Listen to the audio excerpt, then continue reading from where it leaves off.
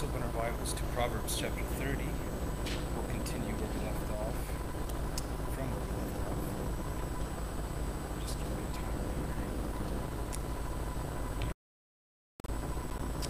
Remembering that these are the words of Agur, or Agar, however you want to pronounce that, son of Jacob.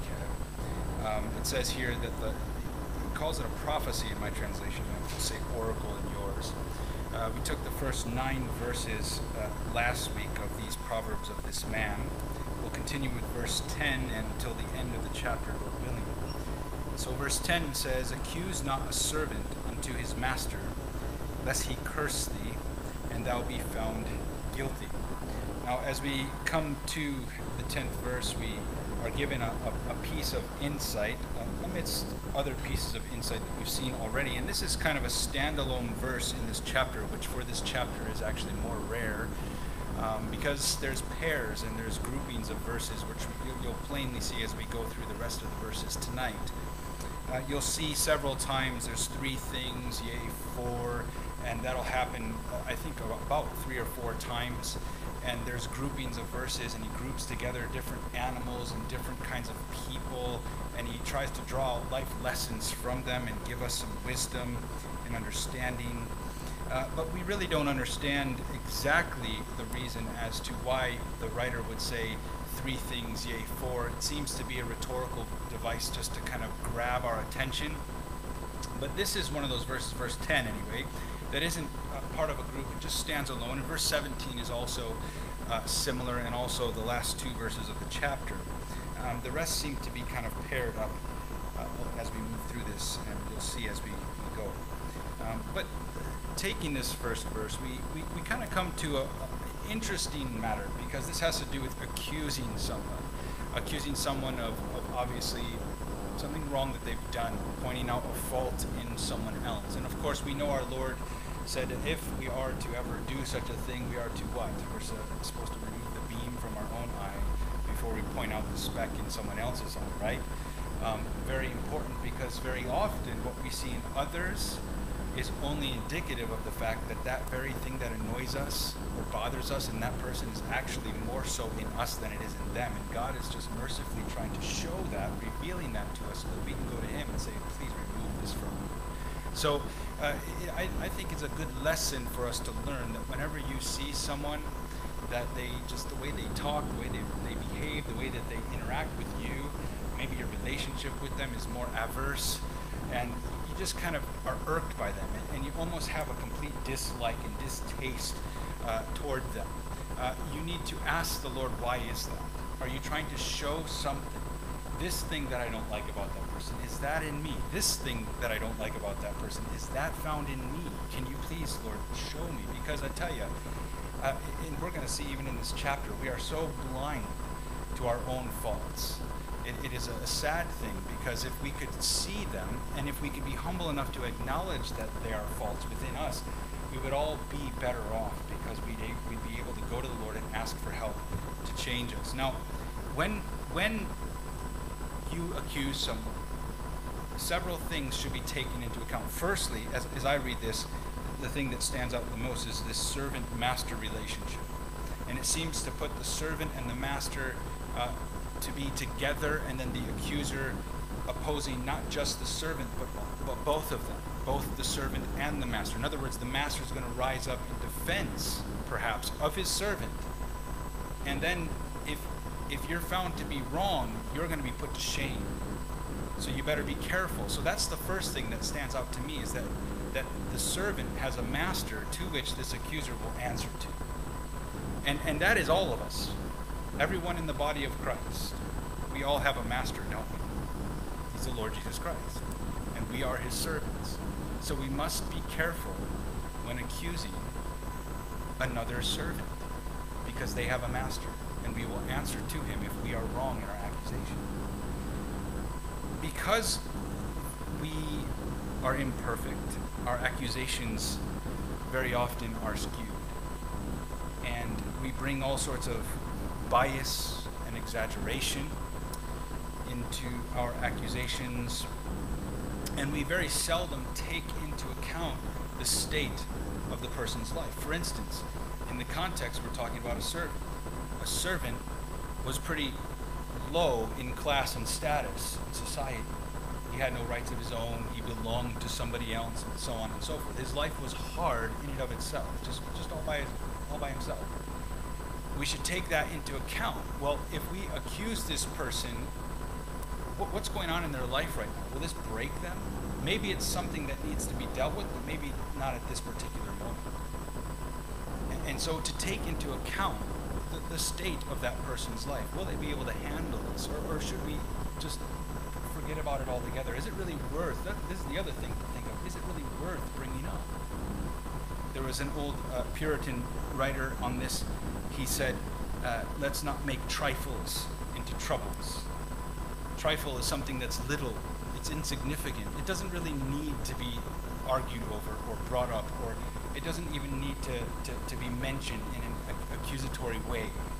You can talk about it in another way perhaps, but not to make an accusation against someone, because it's something very little.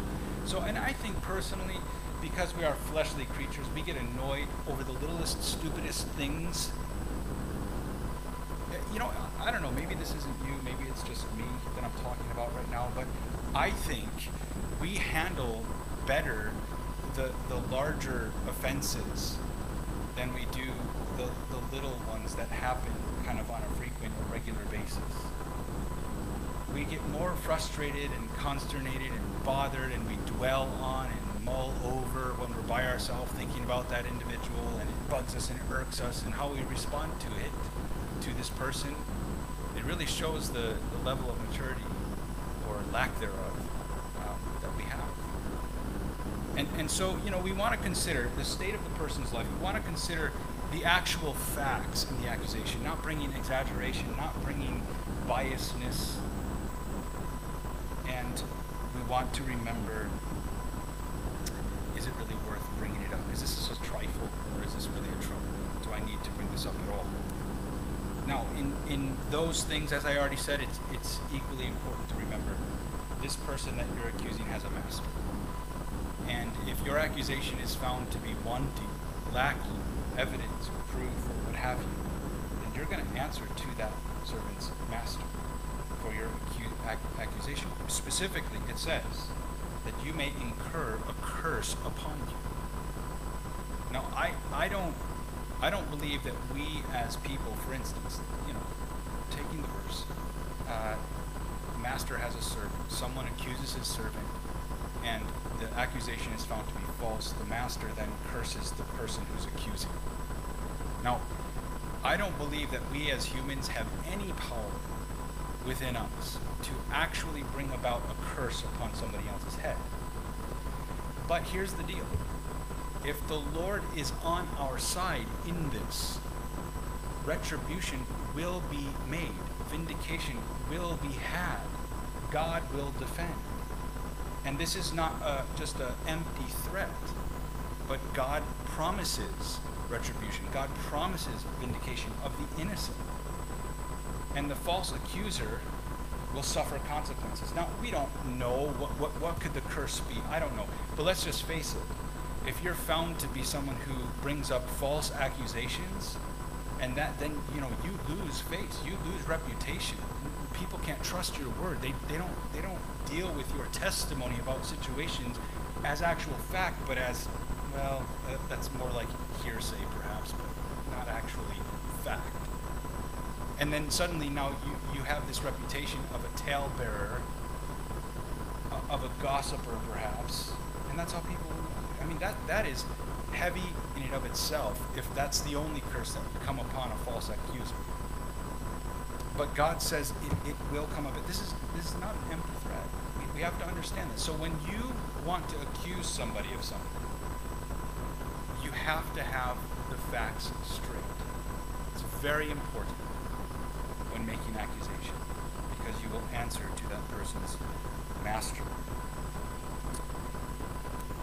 Proverbs 26:2, there's a phrase there that says, the curse causeless shall not come.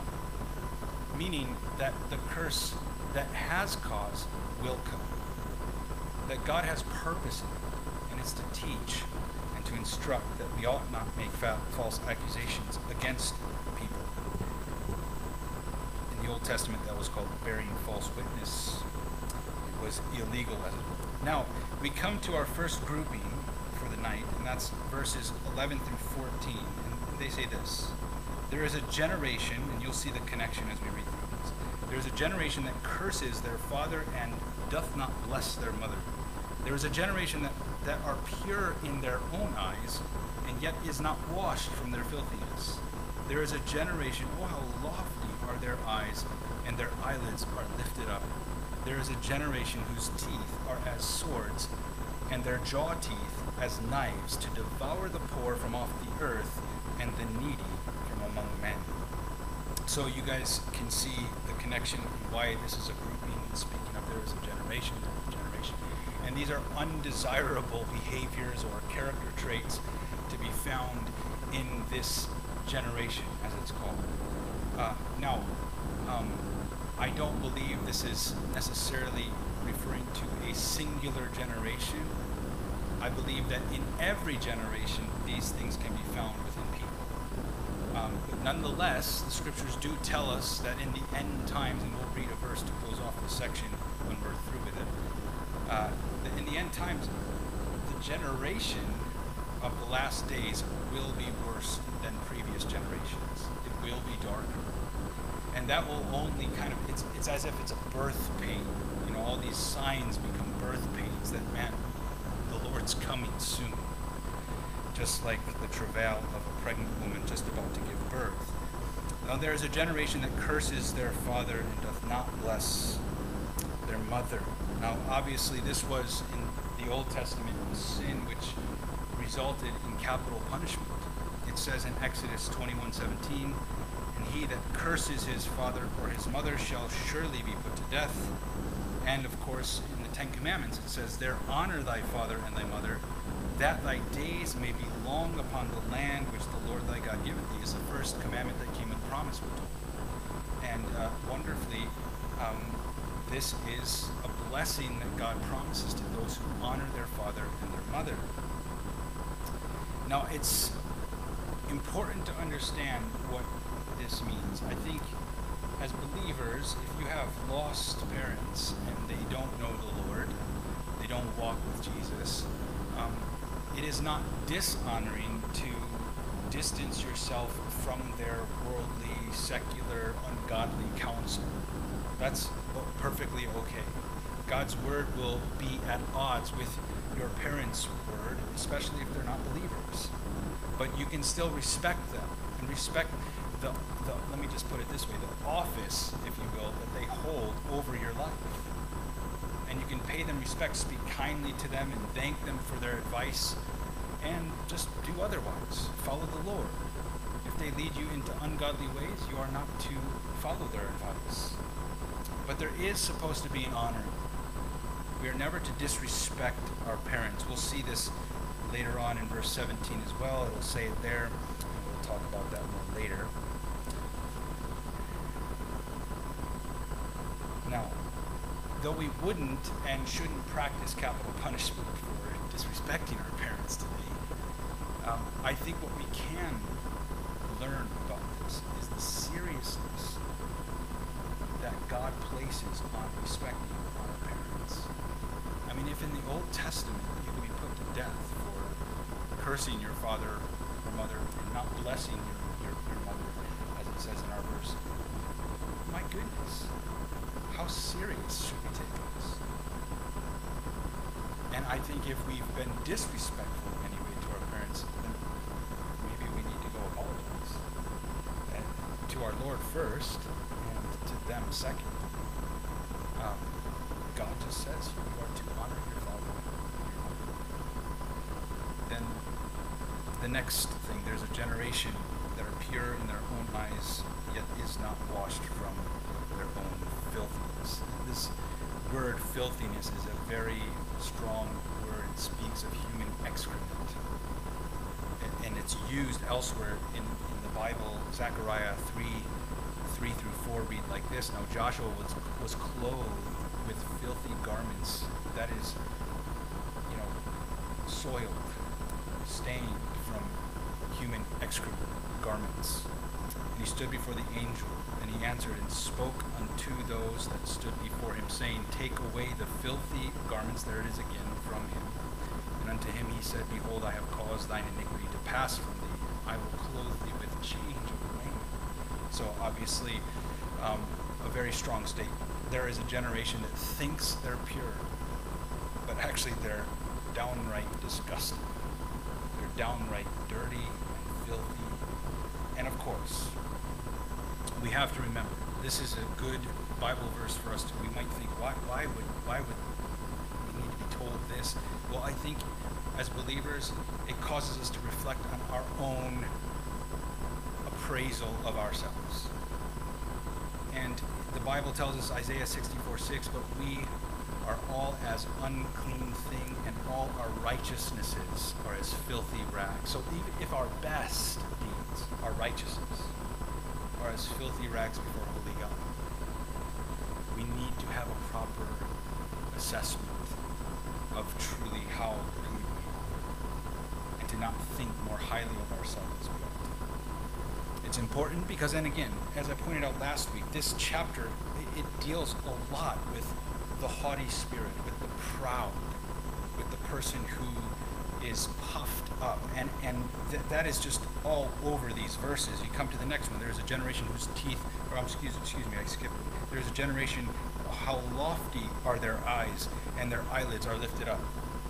They're just proud, and even the way they carry themselves, puffed out chest, and chin always up, never looking down, never admitting to fault. And there is, maybe this is something that you haven't noticed, and maybe I'm just thinking I'm noticing something that isn't there, so you can tell me if I'm wrong. But as I've grown older, it feels as if people today, maybe I'm wrong with this, so correct me if I am, have a harder time saying sorry than when I was younger. It just felt like, hey man, sorry about that. It just came off of people's lips a lot easier. Now people, even when they know they're wrong, they just get quiet. They just stand there. And they won't, they might even own it internally, but you know what? You should validate the person that you've wronged and say, hey, sorry about that. Please forgive me. And just move on. But it's just this kind of like, no, I can't look bad. Well, why not? In front of God, you already look. So, generation though, that just they think nothing bad of themselves. They have lifted up eyes. And it's an expression of pride.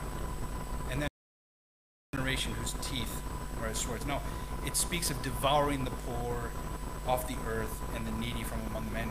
These are the people who God loves and cherishes to help the most. The most needy are the people that God has the biggest heart for. And yet, such incredible self-consumed covetousness has caused these people to devour the poor. And you might say, well, what does it mean? Give me an example. Well, think of people who have very low-paying jobs. They might be scheduled to work way too much with no breaks. And this can happen maybe not in this country, but in many countries where there are poor. They have to work way too much with no breaks and for very little money. And then they can hardly afford to buy food and feed their family. This is devouring the poor from within. You're breaking the back. It's like the Israelites when the Egyptians told them to continue making the brick, and then they took the straw away and said, now you got to gather your own straw. Go for it. Well, now you're really crushing the poor. You're devouring them from the face of the earth. God says, man, that is an abomination to him. He loves the poor. We've seen it all through the Proverbs. There's been a verse here, a verse there that deals with the poor and God's heart towards the poor and the needy. He has a special place in his heart toward them. But there is a generation which will altogether dismiss them and care not for them. I would say that we give lip service. By and large, I understand that there's instances of the opposite, but I would say by and large we give lip service to the care of the poor in this world. Think of people who are mega millionaires, billionaires, and what they could do truly with their money. But they don't. There's a generation. But yet they'll sit in their, homes and their offices making $1 million plus a day and whatever, and yeah, they give to this charity and that charity and whatever, but there's really not a genuine heart. It's really just, how can I maximize my profit? And if it means cutting corners here, cutting safety measures there, and the workers have worse off work conditions, well, the law there's a loophole so we can get away with it. They do it just to bump up the profit margins. And this happens all the time. All the time. So God, he's just saying these things just ought not to be. That's the lesson here. We ought not to be like this. We should be the exact opposite. Then we move on into a second group as we come to this, verse 15 through 17. Very interesting. It says, a horse leech has 2 daughters crying, give, give. And, that kind of starts off this next group. It says, there are 3 things that are never satisfied, yea, 4 things say not, it is enough. The grave and the barren womb, the earth that is not filled with water, and the fire that says not, it is enough. And then verse 17, as we move on into that, it just kind of stands alone. It gets back to dishonoring father and mother, but we'll take actually verses 15 and 16 first. The horse leech has 2 daughters. Leeches, they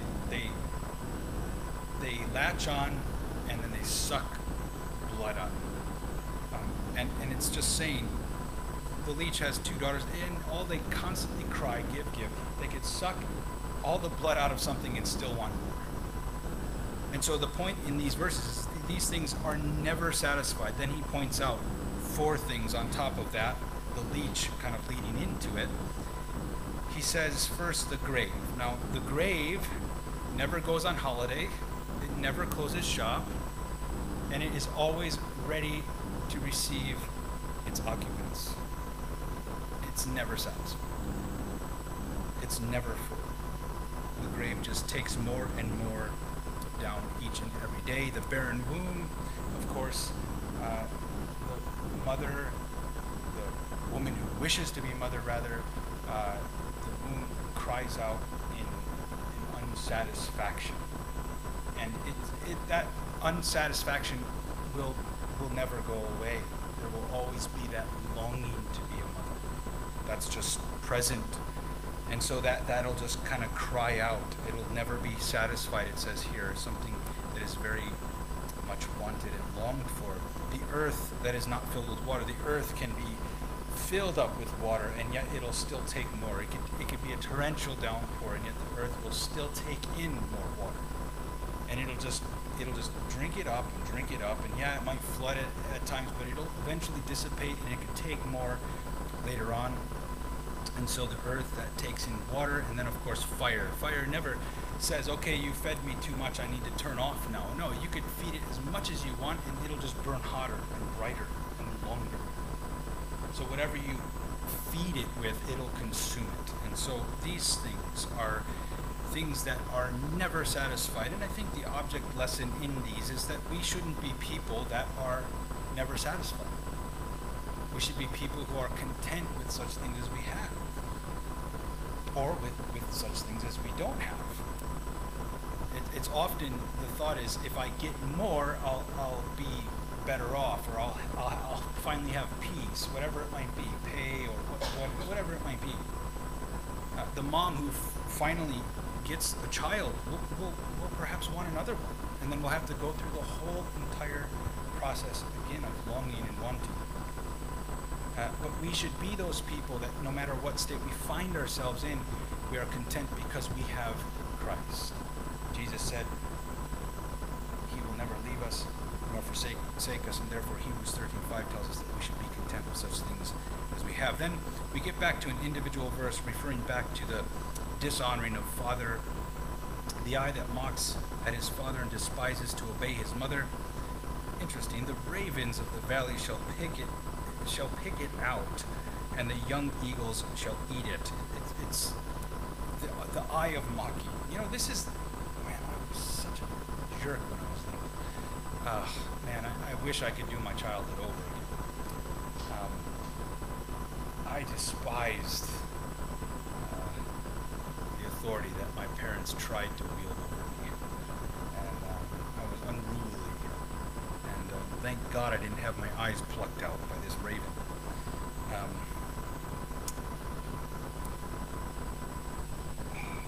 But it's the eye that mocketh. It's like when your mom or dad, they tell you to do something or not do something, you're like, yeah, whatever. Oh man, that was so mean. That was so mean. God is so merciful. Truly, after I got saved, I did apologize to my parents for the many years of torture I put them through.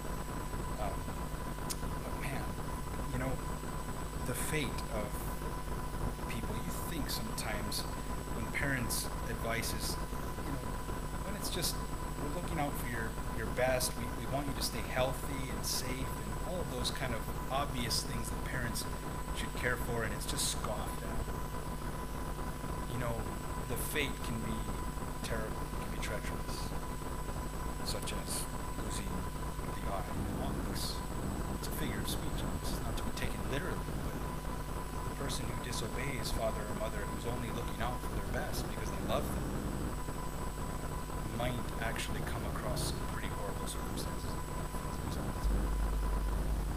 And so, thank God for his mercy. He picks us up. Now, verses 18 through 20, we get back to groupings, and these are 4 amazing things. There be 3 things which are too wonderful for me, yea, 4 which I know not. In other words, which are just, they're too wonderful, they're too great even to fully explain and come to understand. They're amazing.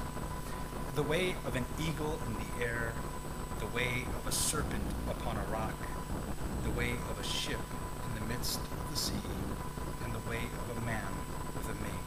And, you know, as we come to that last one, I believe it's related to the others in that we know not the way.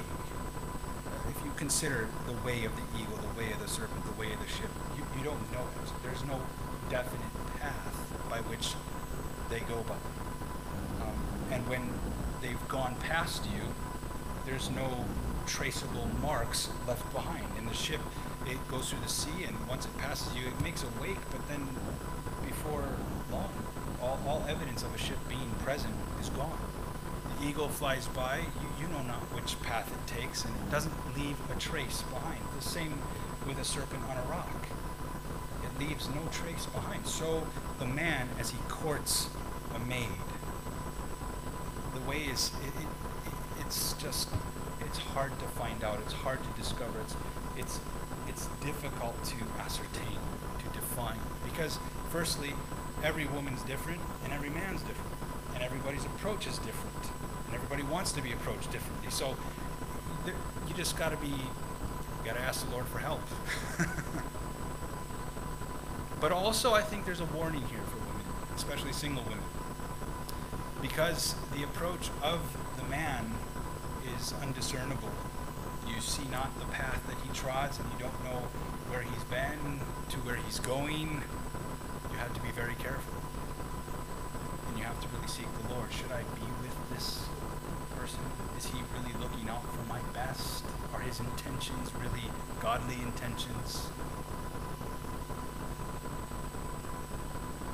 There is definitely sexual references in this as well when talking about the way of a man with a maid, because ultimately that's where things end up in a relationship, when the marriage is consummated.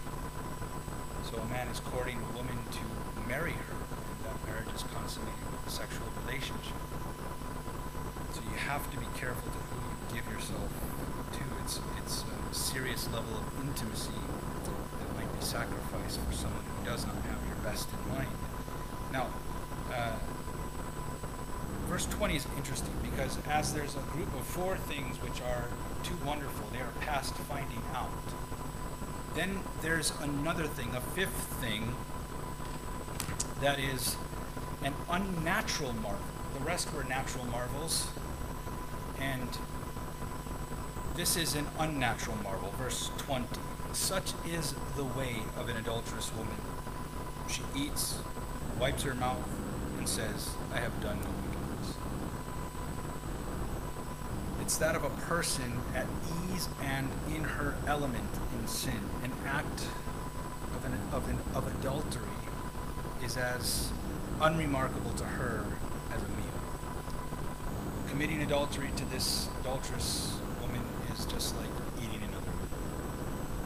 There's no big deal. It's just something I do. Almost unconscionable to think of. And so he kind of throws it in there after this group of four things which are amazing and they're past finding out, because in his eyes as well, the adulterous woman is also past finding out. How could someone be so cold and ruthless? So he puts it there at the end of verse 19. In verse 21 through 23, we have another grouping of four things, and these are four things that are unbearable now. For three things, the earth is disquieted, and for four, which it cannot bear, it's unbearable. It's just, it can't stand seeing this happen. So verse 22 starts. For a servant when he reigns, a fool when he is filled with food. For an odious woman, I love my translation, when she is married, and a handmaid that is heir to her mistress, or a handmaid who becomes mistress. The first one, I think, is perhaps the most obvious, though I want to point out and make clear that God is not saying that someone who is at a certain level in life and wishes to kind of move forward and, kind of move up in life and do more and do greater things, that it's not a discouragement to them. But what it's saying is that the unbearable is someone who is out of place. If you look at all of these things, it speaks of people who are out of place. They're not in the place that they normally would be seen. A servant who reigns, that is, as a king reigns. Think of somebody who was absolutely ruled, now absolutely ruling. The difference is night and day. And listen, there's good examples of this in history, even in biblical history. Joseph is an example of this. He was sold into slavery. He was a slave, and then he was a prisoner. And then he went from prison cell to prime minister, second in command over all of it. And he did marvelously. He did wonderfully well. So it's not to say that someone can't come from very meager beginnings and rise to the top, such as being president of a nation. That's perfectly fine. And there's many stories through history where that happens. But it is to say that the person who gets there through unjust means and in ways which maybe because he has a connection here or there, he did a favor for someone and they did a favor for him in response, he will get to that place of position and authority, and he will not know how to possess that level of majesty. And when he gets there, that kind of being absolutely ruled will start to come out, and he will absolutely rule others in a very tyrannical way. That's the point here, and it's an unbearable sight to see. It's not at all discouraging people from moving up in life. That is actually encouraged in the Bible. We should do our best in life for the glory of God. Now, I think it should be pointed out also that Lamentations 5 verse 8 says this. It says, servants have ruled over us. There is none that doth deliver us out of their hand. Speaking of very difficult times that Israel was in, and Israel did not consider their tyrannical takeover as people who were actually truly rulers, but they considered them as servants. Why is that? Because Israel was to actually be ruling in their place and possessing that land. God took it from them because of their idolatry. And so what once was a Israel ruling and them serving situation, then the roles were reversed and it was just unbearable. And so the lament comes forth from Jeremiah. servants are ruling over us. When Babylon carried away the southern kingdom to captivity. And then the second thing, a fool who is full of food. So the second one, it's like, it's not saying fools shouldn't have any food. It's not saying you should starve them to death. It's speaking of prosperity. It's unbearable to see people who are just downright dumb as dirt, and yet they're so prosperous. But worse than being dumb, they're actually fools. In other words, they're irreligious. They have no concept or thought or any kind of heart for things of God. They're fooled because the Proverbs tell us that, don't they? The beginning of wisdom is to fear God. The fool is the one who does not fear God. The fool says in his heart that there is no God, we're told in Scripture. So when we see people that are just fools, as the Bible defines them to be, and yet they're just, they're living large. They have everything and anything. It's just unbearable. You think, why is that? Maybe you don't think that, but the person who wrote the proverb did. Then the third thing, an odious woman who is married. This is a difficult one to translate, and I've gone back and forth between the translations. I think it's this. I think it's meaning a woman who is undesirable for marriage, and who is, perhaps, it's pointed out to her, by all in society, no one wants to marry you, and they kind of taunt her with it. And then eventually she gets married. And as a married woman, she then holds the past over the heads of people who currently still know her. And then she becomes very hateful towards them. Because the people who once thought I could never be married, they were all wrong. And so she kind of, in spite, she treats all those people. This is saying an odious woman who is married, but was maybe once not, and as a result was teased for it. Once she gets married, though, she becomes a very hateful woman. It's a difficult one to translate. I'll leave you to your own study on that. But I think that's the closest thing that I can come to an accurate understanding. And then a handmaid that is heir to her mistress, or a handmaid who becomes a mistress. And this is very similar to the first one, going from handmaid to kind of, second in command, if you will, to a household next to the husband, as it were. And we might even see a correlation here to Hagar and Sarah. Remember, that relationship ended very sour, where Sarah cast out her handmaid because she despised her, or rather, Hagar despised Sarah, and so did Ishmael despise Isaac. And so then God confirmed Sarah's wishes, told Abraham to kick out the bondmaid. She, though, was in a position where she was going to be heir, or she was going to take over that place of mistress to Abraham, of wife to Abraham, because after all, she could have children, but Sarah couldn't. And that was the whole reason why Sarah suggested the arrangement altogether. But this was a very unbearable situation, and so the proverb says it here as well. Then we move on, verses 24 through 28, and we see four things that are wise, and this is beautiful. A lot of animals in this chapter. The ants are a people that are not strong, yet they prepare their meat in the summer. The conies, or rock badger, they are a feeble folk, yet they make their houses in the rocks. The locusts have no king, yet they go forth all of them by bands. The spider takes hold with her hands and is in kings' palaces. So the first, the ant, and what do we learn about the ant as you look at this? Is the proverb is saying, go look at God's creation and learn.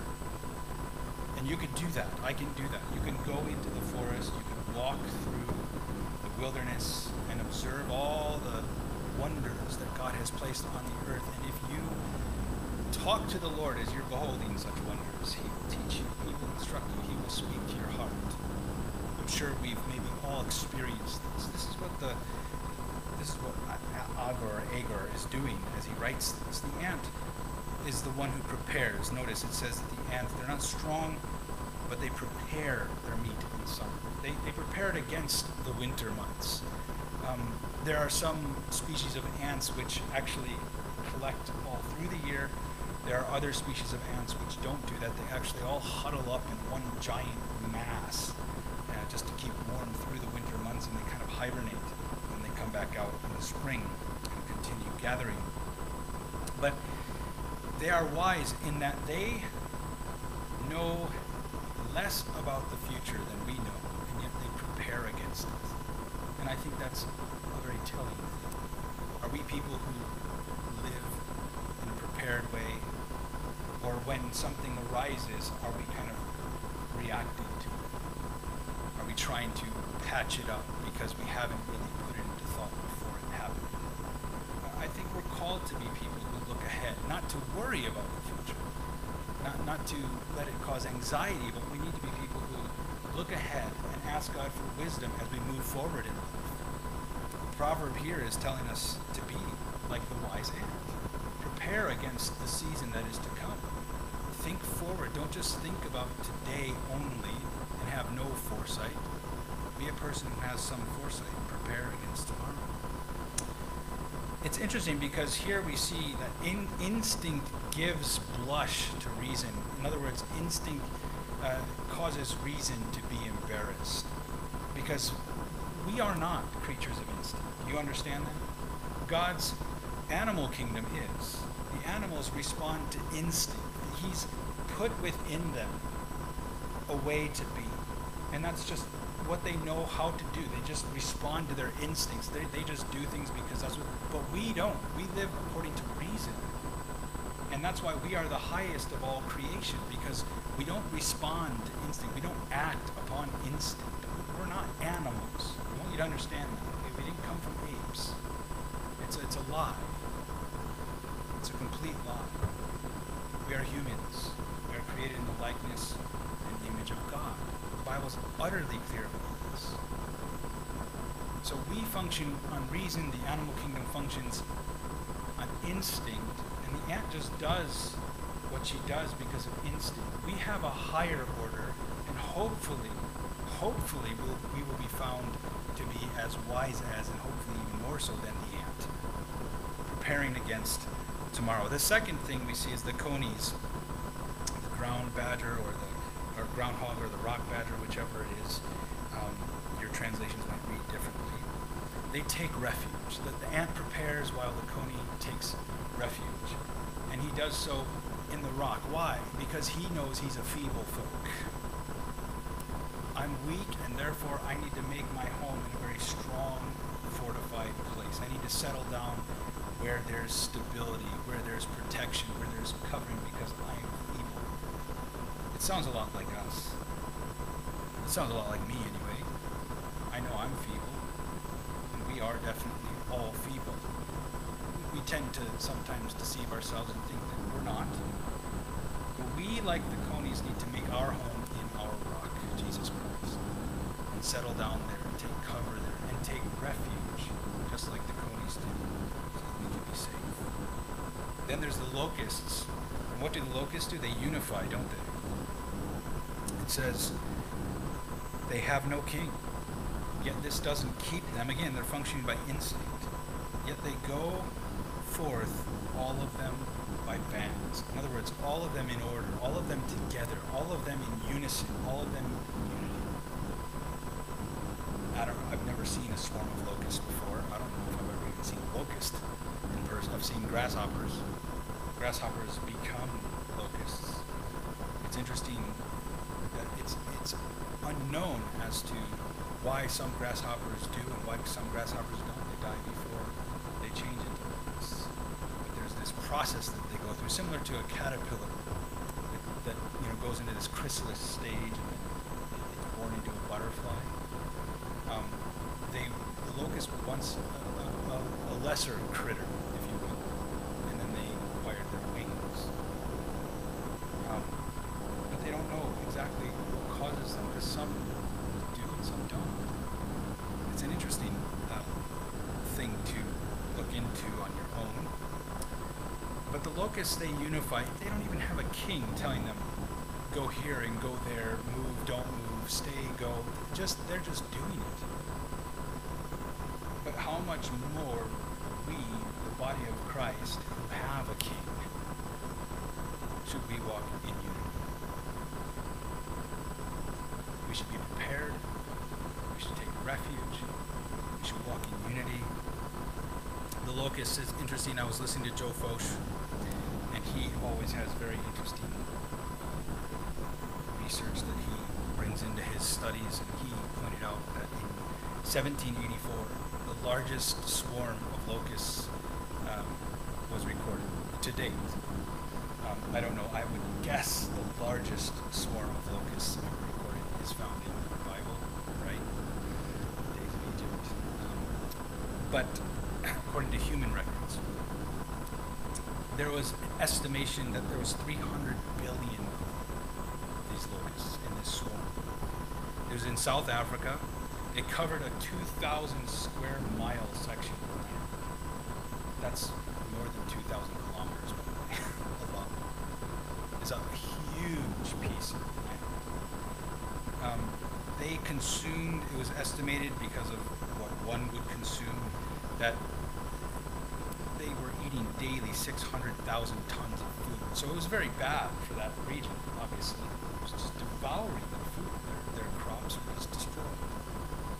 And people would have probably starved to death if it wasn't for a storm which blew in and blew all the locusts out to sea. And there they all drowned. And they washed up to shore. And they formed a pile 4 feet high for 50 miles on the shore.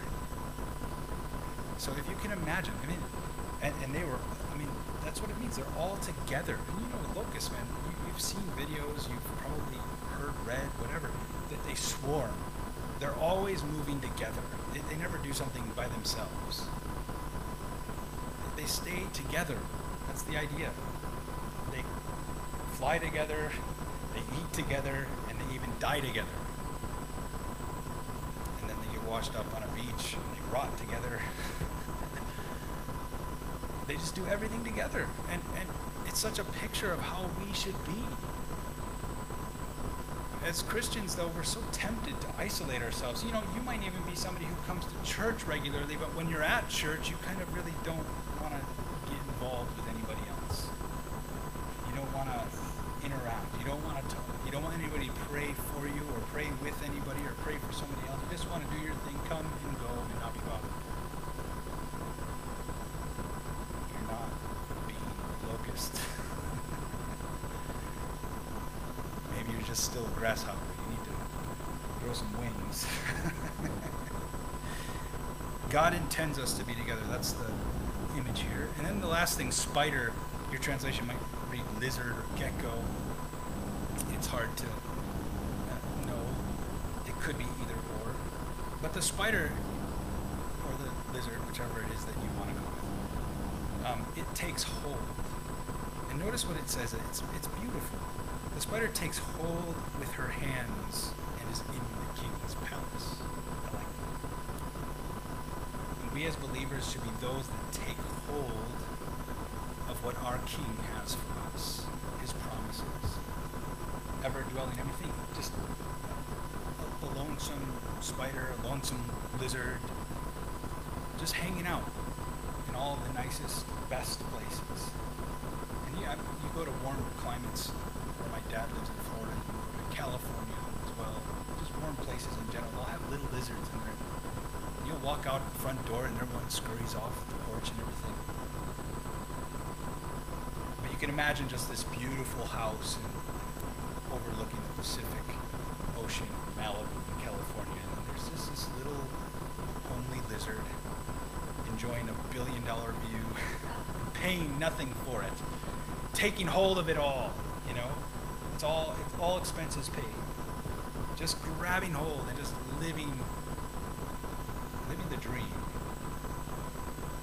This is what we should be doing as believers as well. Just grabbing hold of all that the King, our King, has for us. Laying hold of his promises. And never letting them go. Ants prepare, conies take refuge, locusts walk in unity, and spiders take hold. We We need to do all of these things. If we do, there will be something noticeable about our walks. And that's the next grouping of things we have, verses 29 until the end of 31. It says, there be three things which go well, or that move in a stately fashion. Four are comely in going. The lion which is strongest among its beasts, and turns not away from anyone. A greyhound, or it can be translated rooster, or it can be translated a war horse. It's difficult. In Hebrew is difficult. My translation reads a greyhound. Greyhound, that is another thing that is comely in its going. A he-goat, I never considered goats to be very comely in their going, but anyway. And a king against whom there is no rising up. So, the first one, a lion. Now, I think it's interesting. Again, if we are those who prepare, take refuge, walk in unity, take hold of what our King has for us to take hold of, we will be like the lion, who does not turn away from anyone. We will be bold as lions, swift as gazelles. We will be those that are not afraid of what tomorrow may bring. We won't be shy and timid about our faith when the Lord gives us an opportunity to share. But our faces will be set as flint, and we proclaim the truth which He has given to us in our hearts to bear. Bold as a lion. Also, we'll be like the rooster. The rooster has a strut. I think in some translations even read a strutting rooster. It has a strut of, a rooster, he walks with his head like, he's not like a duck waddling. And he's puffed up, and he's confident the way he walks. It's not I'm not talking about pride here. His trust is in his foothold as it lays upon the earth. He walks confident, just like the war horse. As he rides into battle, the war horse is not intimidated. He just rides on. He looks at the war in front of him, and he just rides through, plows through. The he-goat. Now, goats, I learned while studying, are smarter than sheep. You can, by the way, watch some pretty darn funny videos of goats on YouTube, making all sorts of funny noises. And they just look so dumb to me. They stick out their tongue when they try to talk. They're just weird creatures. And they eat everything and anything in sight. But they're smarter than sheep, believe it or not. That's why, Joe Foshi, again, he went to an agricultural school, a husbandry school, where he was learning how to tend sheep and goats and whatnot. And he said the goats, whenever the ram, which is the male sheep, and then the he-goat, if you were getting too close to the lady goats, the lady sheep, the ram and the he-goat would charge after you. And if you ran and scurried up the nearest tree and got out of its way, the ram, the sheep, would just keep running past the tree. The goat would stop and look up until you came down. He was smart enough to know at least you went up. So, goats a little bit smarter than sheep. I really don't know what it's referring to as far as what's stately or comely about the way that they go. Perhaps it's referring to the mountain goat. That's very majestic. If you watch the mountain goat, what little tiny ledges they can use, and such almost vertical faces of rock, and they just right up. It's amazing. You could watch some incredible videos of that as well on YouTube. I'm not endorsing YouTube, by the way. I'm just saying, okay? But then, lastly, the king against whom there is no rising up. And I think this plays back to what I said about the lion, and if we are prepared and taking refuge and walking in unity and all, we can be bold as a lion, especially because we know our King, no one will rise up against him. And if he is for us, who can be against us? And there's something beautiful, there's something majestic. And of course, when we consider this, looking back again to that previous verse which talks about those unbearable things, the servant when he reigns, the Again, because the king wields absolute authority. No one stands in his way. I'm not talking about a president who has to go through a Congress or a parliament to get permission to do so and so. No, king just absolutely rules. Totalitarianism. Completely. So there's something about that which is stately. Well, verse 32. If you have done foolishly in lifting up yourself. See, and that's really, I think, one of the major themes through this whole chapter. The pride issue. Lifting up yourself.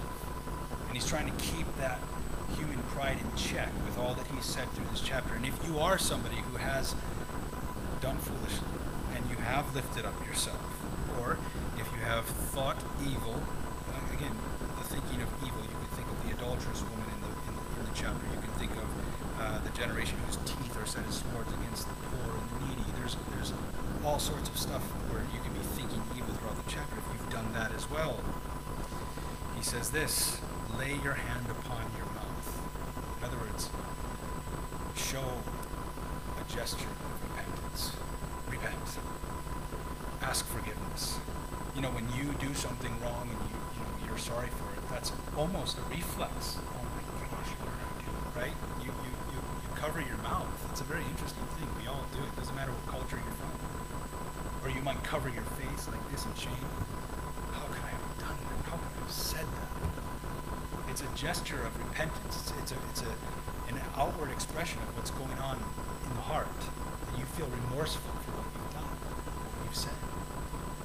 So he's saying, if you've realized through reading my wisdom that I'm giving to you that you've done these things and you're hanging your head in shame, that's a good thing. But, verse 33, surely the churning of milk bringeth forth butter, and the wringing of the nose bringeth forth blood.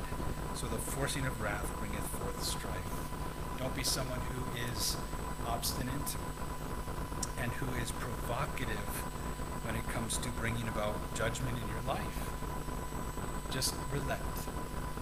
Be remorseful, say you're sorry, and don't be someone who provokes wrath by being obstinate.